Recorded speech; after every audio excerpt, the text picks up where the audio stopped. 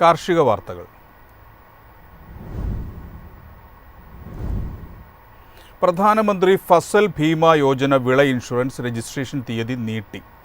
പദ്ധതിയിലേക്ക് ഈ മാസം 14 വരെ അപേക്ഷിക്കാം. പ്രവചനാതീത പ്രകൃതി ദുരന്തങ്ങൾ മൂലമുണ്ടാകുന്ന വിളനാശത്തിന് സമഗ്രമായ ഒരു പ്രതിരോധം തീർക്കുന്നതാണ് 2016 പ്രധാനമന്ത്രി നരേന്ദ്രമോദി തുടക്കം കുറിച്ച ഫസൽ ഭീമ യോജന. ഈ സംരക്ഷണം കർഷകരുടെ വരുമാനം സ്ഥിരപ്പെടുത്തുക മാത്രമല്ല, നൂതന രീതികൾ അവലംബിക്കാൻ അവരെ പ്രോത്സാഹിപ്പിക്കുകയും ചെയ്യുന്നു.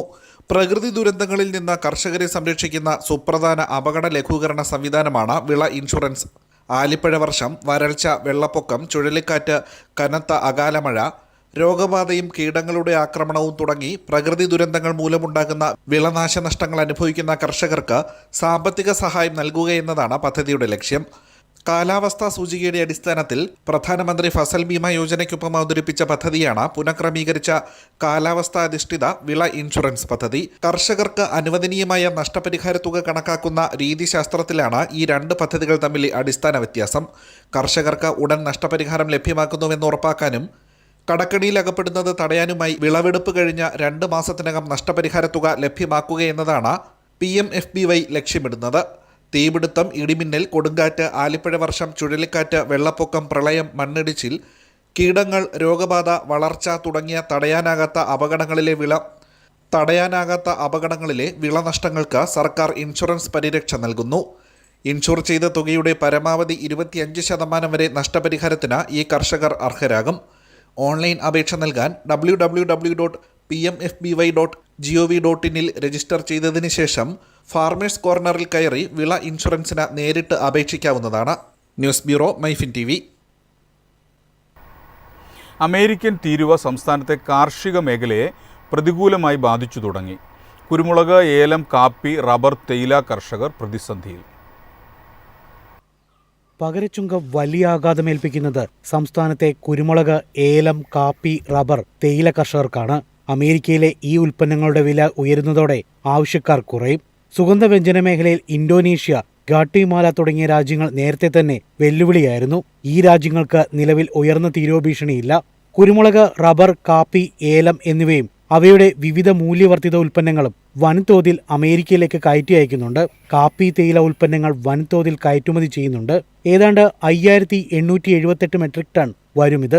നിലവിൽ ഇന്ത്യൻ തേയിലയും കാപ്പിയും വിയറ്റ്നാം, കെനിയ, ലാറ്റിൻ അമേരിക്കൻ രാജ്യങ്ങൾ എന്നിവിടങ്ങളിൽ നിന്നുള്ള കടുത്ത മത്സരം നേരിടുന്നുണ്ട്. 20,000 മുതൽ 25,000 മെട്രിക് ടൺ വരെ കുരുമുളകും അവയുടെ മൂല്യവർദ്ധിത ഉൽപ്പന്നങ്ങളും ഇന്ത്യ വിവിധ രാജ്യങ്ങളിലേക്ക് കയറ്റി അയക്കുന്നുണ്ട്. ഇതിൽ 22% അമേരിക്കൻ വിപണിയിലേക്കാണ്. മൊത്തം കുരുമുളക് കയറ്റുമതിയുടെ 60% കേരളത്തിന്റെ സംഭാവനയാണ്. സംസ്ഥാനത്തെ മൊത്തം റബ്ബർ കയറ്റുമതിയിൽ 22% അമേരിക്കൻ വിപണിയിലേക്കാണ്. ചെറുകിട ഇടത്തര റബ്ബർ അധിഷ്ഠിത സംരംഭങ്ങളെയാകും പ്രത്യക്ഷത്തിൽ തീരുവ വർധന ബാധിക്കുക. തീരുവ പ്രഖ്യാപനത്തിന് പിന്നാലെ കേരളത്തിൽ തേയില ലേലത്തിൽ കിലോയ്ക്ക് 38 രൂപയുടെ വരെ ഇടിവുണ്ടായി. കഴിഞ്ഞ ദിവസം നടന്ന ലേലത്തിൽ ഇത് 145 രൂപയെ ഇടിഞ്ഞു. News desk, MyFin TV. UK ഇന്ത്യയുടെ ബ്രൗൺ റൈസ് കയറ്റുമതി ഉയരും. വിപണി വിഹിതത്തിന്റെ 50% ഇന്ത്യ സ്വന്തമാക്കുമെന്ന് വിലയിരുത്തൽ. ഇന്ത്യ UK സ്വതന്ത്ര വ്യാപാര കരാറിനെ തുടർന്ന് UK ഇന്ത്യയുടെ തവിട് അരി കയറ്റുമതി ഉയർന്നേക്കും. അടുത്ത 3-4 വർഷത്തിനുള്ളിൽ ഇന്ത്യയുടെ വിപണി വിഹിതം 50% കവിയാൻ സാധ്യതയുണ്ട്. നിലവിലെ വിപണി വിഹിതം 45%.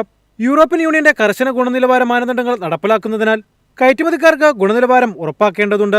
ബ്രൗൺ റൈസിന്റെ ലോകത്തിലെ 4ാമത്തെ വലിയ കയറ്റുമതിക്കാരാണ് ഇന്ത്യ. പാകിസ്ഥാൻ, ഉറുഗ്വേ തുടങ്ങിയ രാജ്യങ്ങളും UK ബ്രൗൺ റൈസ് കയറ്റുമതി ചെയ്യുന്നുണ്ട്. ഇത് വിപണിയുടെ 15% വരും. 2024 UK $152.13 ബില്യൺ ബ്രൗൺ റൈസാണ് കയറ്റുമതി ചെയ്തത്. ഇത് 45.46% വിപണി വിഹിതം നേടി. 2024-2025 സാമ്പത്തിക വർഷത്തിൽ UK ഇന്ത്യയുടെ കാർഷിക കയറ്റുമതി 5.23 ലക്ഷം ടണ്ണായി ഉയർന്നു.